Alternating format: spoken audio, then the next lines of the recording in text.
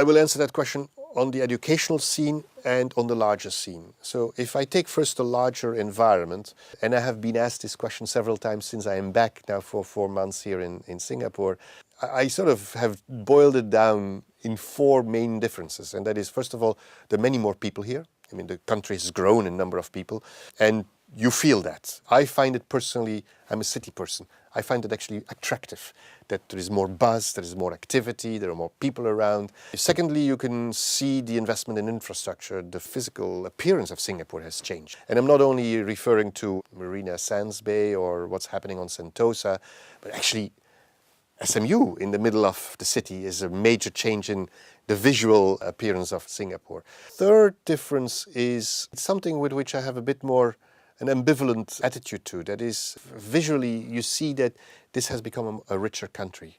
You see more display of wealth. Is this because the country has become more wealthy or because people have become more conspicuous consumers? It's probably a little bit of everything, but that's sort of my third observation. And the fourth observation is that this has been a place with a lot of buzz. There's a lot more cultural activity, arts activity, and of all types. It's not only that I like classical music, but it's not only that the SSO has improved in its performances, but it's at the same time there's much more jazz. Some of the top singers of the world pass through, partially because of the casinos, I suppose, but there are all kinds of activities. And also the investment that the government makes in education for arts has changed considerably. So that is very different. And sort of this last remark leads me then to focus more on the educational scene. The 3 universities, SMU, NUS and NTU, have changed dramatically. I mean, SMU obviously from nothing to what it is today. But also NUS and NTU have transformed themselves into clearly world-class institutions, or institutions that play on the world scene, whose research is recognized by people elsewhere in the world. It's interesting for me to see how eager some academics are to come and work here. Something that was not the case in 1998, 1999, when I had to convince faculty from INSEAD to come and work here, right?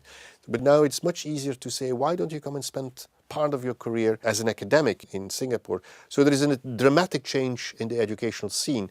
And obviously the creation of the 4th university and SUTD, and then the 5th institution, SIT, that attracts foreign universities here, it all builds up into a much more vibrant and forward-looking educational scene.